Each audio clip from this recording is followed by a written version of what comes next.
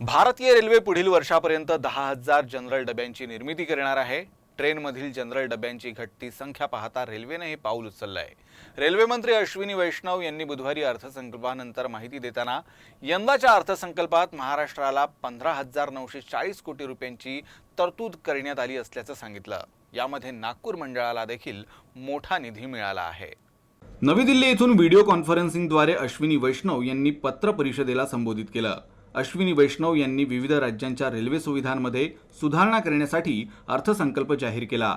महाराष्ट्रासाठी अर्थसंकल्पात 15,940 कोटी रुपयांची तरतूद करण्यात आली आहे। रेल्वे मंत्री म्हणाले की 2014 ते 2024 मधील सरासरी वाटप 13.5 पट अधिक आहे। इस एलोकेशन का बड़ा हिस्सा सेफ्टी रिलेटेड एक्टिविटीज पे है।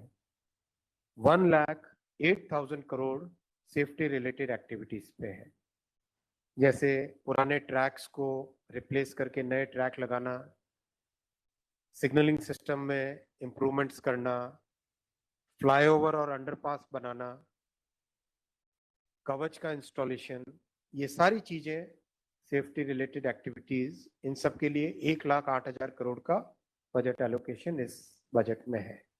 राज्यात नवीन रेल्वे मार्ग टाकण्यासाठी कोट्यावधींचा निधी देण्यात आलाय।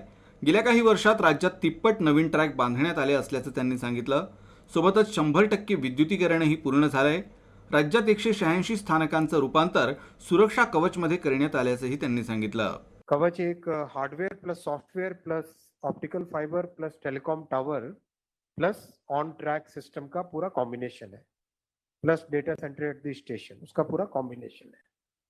तो इसमें कवच 4.0 अप्रूव होने से देश अपना नेटवर्क बहुत ही डाइवर्स नेटवर्क है। देश का जो नेटवर्क है वो बहुत डाइवर्स नेटवर्क है। अलग अलग जगह अलग अलग समय पे अलग अलग सिस्टम्स बने हैं।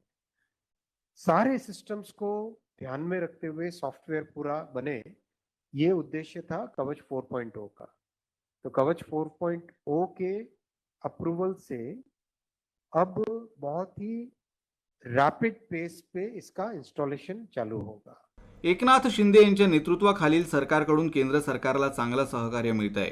रेल्वे गाड्यांमध्ये प्रवाशांची वाढती संख्या आणि जनरल डब्यांची मागणी पाहता भारतीय रेल्वे पुढील वर्षी 10,000 नवीन जनरल डब्यांची निर्मिती करणार आहे। त्यामुळे सर्वसामान्य प्रवाशांची मोठी सोय होईल ही अपेक्षा आहे।